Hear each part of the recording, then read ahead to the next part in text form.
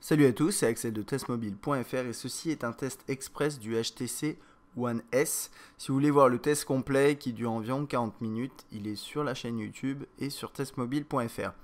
Alors, le HTC One S, c'est un terminal qui se situe entre le One V et le One X en termes de gamme, que ce soit pour le prix et pour les spécifications. Il a un écran 4.3 pouces, 540 par 960, c'est du Super AMOLED, 16 Go de mémoire interne avec environ 10 Go pour vos données finalement.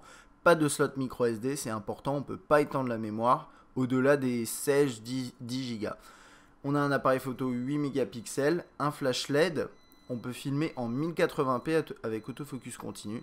Et également on a à l'avant une caméra frontale VGA, un processeur dual-core 1,5 GHz, donc on n'est pas sur du quad-core contrairement au One X.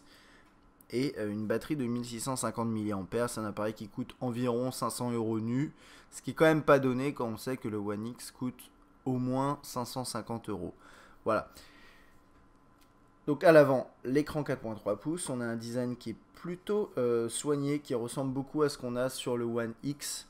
En termes de prise en main, il est excellent parce qu'il est fin. À l'arrière, la coque arrière est dans un métal avec une finition, un traitement qu'ils appellent céramique et qui en fait, il passe finalement le métal dans 10 000 volts et ça donne ce rendu là apparemment. Bon, à mon avis, il y a d'autres traitements derrière, mais ça permet de le rendre plus solide, plus résistant aux rayures, ce genre de choses.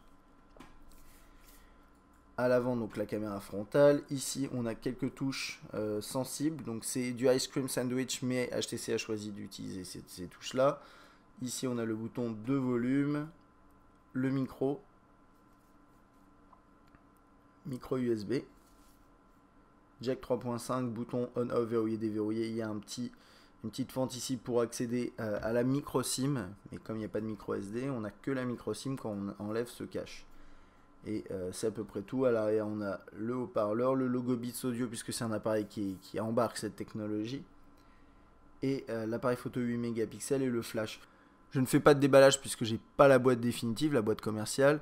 Dans la boîte, vous aurez normalement le câble USB micro USB, le bloc chargeur, l'appareil bien entendu. Vous n'avez pas de batterie amovible puisque la batterie n'est pas amovible, la batterie est dedans.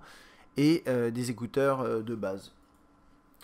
Ok, passons à l'interface. Alors, donc je vais passer rapidement dans les fonctionnalités et puis si vous voulez aller un petit peu plus loin, regardez le test complet. C'est un appareil qui fait penser beaucoup au HTC One X finalement sur pas mal de points. L'interface est exactement la même, c'est du ICS avec Sense dans sa version 4.0.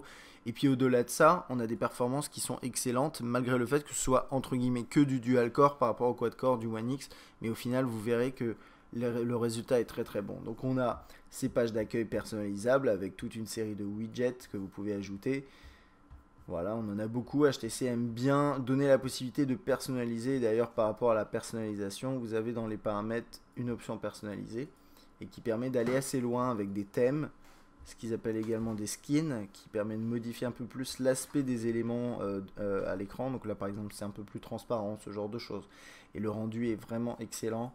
Quand vous changez de thème, c'est plutôt bon. Vous pouvez également modifier sur l'écran de déverrouillage le thème à appliquer. Donc par exemple, avoir directement la météo sur l'écran de déverrouillage, ce genre de choses.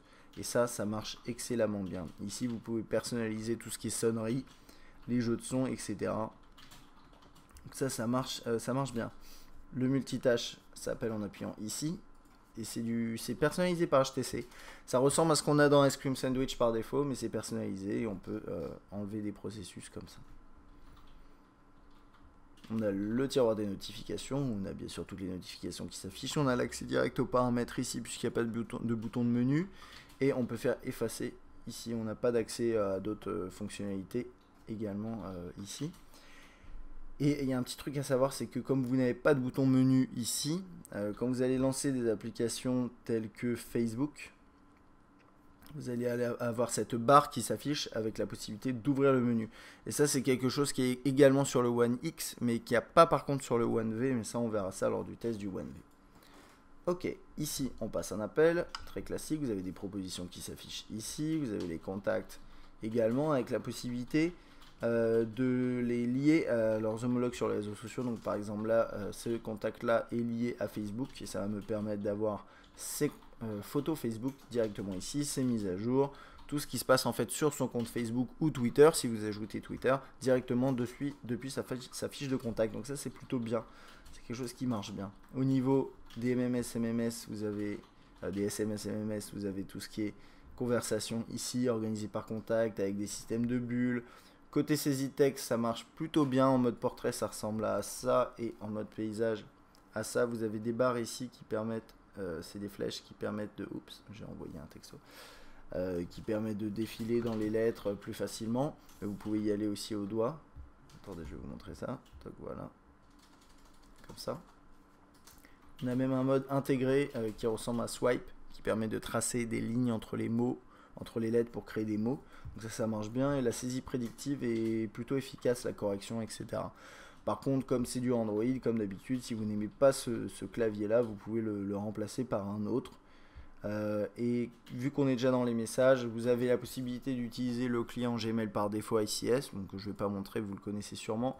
Mais vous avez également ce client-là, qui est plutôt bien, qui permet d'avoir plusieurs comptes et d'avoir une boîte de réception combinée avec différentes couleurs en fonction des comptes que vous avez. Vous avez la possibilité d'afficher des mails en HTML, de zoomer dedans, etc. Globalement, il est bien. Je trouve que l'interface est un peu moins sympathique que dans le client Gmail ICS, mais il y a plus de fonctionnalités au final. Donc, à voir en fonction de vos besoins finalement. L'appareil photo, donc c'est du 8 mégapixels. Il marche plutôt bien. Il y a pas mal d'effets que vous pouvez ajouter. Et ce qui est sympathique, c'est que vous pouvez prendre directement une photo comme ça ou lancer la capture vidéo directement comme ça. Il n'y a pas deux interfaces, il y a une interface. Autre chose, pendant que vous filmez, donc vous avez l'autofocus continu, ce genre de choses, et vous pouvez également prendre une photo pendant que vous filmez en appuyant ici. Ça, c'est une bonne petite fonctionnalité, et vous en apprendrez plus sur la qualité dans le test écrit, dans lequel je mettrai notamment des échantillons. Ok. On a un éditeur de film qui est pas trop mal. On a Dropbox qui permet, avec un partenariat HTC, d'aller jusqu'à 25 Go de mémoire dans le cloud. Ça, c'est intéressant. Au niveau de la galerie, on a quelque chose d'assez fluide et personnalisé par HTC, ce qui est assez peu commun finalement. L'écran est aussi très bon. Hein. C'est du Super AMOLED comme je vous disais, et ça marche très bien. Vous pouvez lire des DivX en natif et même prendre des captures dans la vidéo pendant que vous regardez une vidéo, ce qui est une fonctionnalité intéressante, pourquoi pas. Et vous pouvez également partager vos photos de manière assez classique. Le hub HTC, c'est une fonctionnalité qui permet de vous proposer des contenus. Et du coup là on va passer au web. Alors le web, c'est le navigateur ICS avec une personnalisation de la part de HTC. Vous pouvez accéder à des onglets qui sont ouverts. Voilà. Ça permet d'avoir plusieurs fenêtres. Vous pouvez activer directement le Flash Player d'ici ou afficher la version bureau. C'est assez bien fait l'intégration du Flash Player, puisque c'est quelque chose normalement qu'il faut aller chercher dans les paramètres. Et là, il n'y a pas besoin d'y aller. Au niveau de la navigation web, eh ben, écoutez, c'est plutôt très bien. On retrouve ce qu'on aimait bien, enfin ce que j'ai bien aimé notamment sur le One X, à savoir une belle fluidité. Quand on zoome, on a le texte qui se remet en page, ce genre de choses. On peut bien sûr faire des copier-coller. Là, il veut pas. Attendez. Hop. Voilà. Ce genre de choses. Ce qui est plutôt intéressant ici, c'est bien sûr on a le support de flash, etc. Mais malgré tout ça, la navigation est très fluide. Et sur un écran 4.3 pouces, l'interface est bien optimisée. Donc par exemple là, voilà, je suis en full screen, en plein écran complet. Et ça marche très bien. Donc d'après moi, la navigation web sur le One S, c'est comme sur le One X, ça marche excellemment bien. Et c'est une excellente expérience. Ensuite, on a un mode voiture, c'est pas forcément très intéressant. Là, on a tout ce qui est musical avec différents services intégrés. Donc on a sa musique à soi, enfin c'est sa bibliothèque. On a SoundHound, TuneIn Radio et 7 Digital qui permettent respectivement de reconnaître un morceau, d'accéder à la radio sur le web et d'acheter des morceaux sur une plateforme en ligne. On peut accéder à ça et télécharger des pochettes s'il y a besoin. Là, il n'y avait pas besoin. Donc là, par exemple, ici, vous pouvez mettre à jour la pochette. Le lecteur musical est très joli. Je trouve qu'il est vraiment réussi dans cette nouvelle version de Sense. Vous avez les fonctionnalités classiques. Et vous pouvez également activer Beats Audio normalement, si je le trouve. Mais bon, je ne vais pas forcément le chercher. Mais vous avez la fonctionnalité Beats Audio, bien sûr, qui est intégrée si vous mettez des écouteurs. C'est à peu près tout ici. Et vous verrez, vous en apprendrez plus pour la Concernant la qualité du haut-parleur, je ne vais pas tester maintenant, mais elle est plutôt bonne. Le volume n'est pas très élevé, mais globalement la qualité est correcte. C'est juste une question de volume ici, mais bon, c'est pas forcément important sur un smartphone. Et je crois que j'ai fait à peu près le tour. Au niveau benchmark, le téléphone s'en sort plutôt bien, même de fait sûrement de la taille de son écran. Il s'en sort mieux que le One X, en tout cas avec des benchmarks du type quadrant standard, et je suis pas sûr que ça prenne en compte le quad-core. Donc voilà, c'est ce genre de truc, mais bon, il y a plusieurs autres testeurs qui avaient fait des essais là-dessus, et effectivement le One S s'en sortait très très bien. Et pour finir, il y a HTC Watch, qui est une plateforme qui permet de louer ou d'acheter des séries, des films, pour pouvoir les visionner ensuite là-dessus. Et il y a un truc à savoir également, c'est que vous avez une intégration DLNA assez intéressante. Donc là, je ne vais pas pouvoir vraiment le tester, mais si par exemple vous regardez une photo, vous prenez 3 doigts et vous faites ça. Donc c'est 3 doigts sur l'écran, vous montez, vous allez sur les côtés, ça vous balancez le contenu en DLNA sur le support, sur l'appareil de votre choix. Voilà. Donc c'est pas mal du tout. Moi je dirais que le One S c'est une sorte de One X mais en plus petit, avec peut-être des performances brutes un peu moins bonnes quand on parle vraiment de technique, mais derrière à l'utilisation c'est la même chose, c'est excellent. On a ce très bon appareil photo 8 mégapixels. On a peut-être, d'après moi au final, le seul petit problème ce serait au niveau de la mémoire interne qui est pas très élevée, c'est entre 10 et 16 Go, mais c'est plutôt 10 Go pour vos données, et vous pouvez pas aller plus loin avec une micro SD. Et d'après moi, sur un terminal de cette gamme qui est aussi performant globalement, vous avez envie de créer de la vidéo 1080p, vous avez envie de faire plein de photos, d'avoir beaucoup de musique, d'avoir des vidéos sur votre appareil, des films, etc.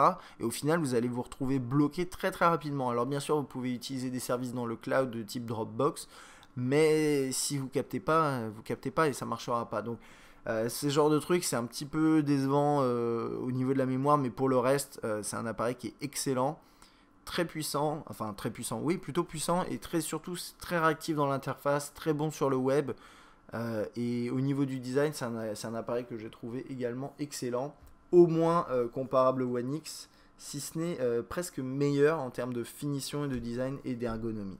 Voilà. Donc ça c'était pour mon test express du HTC One X. Si vous voulez en savoir un peu plus, vous pouvez toujours regarder le test complet qui fait environ 40 minutes, et bien sûr lire le test écrit sur testmobile.fr. A bientôt.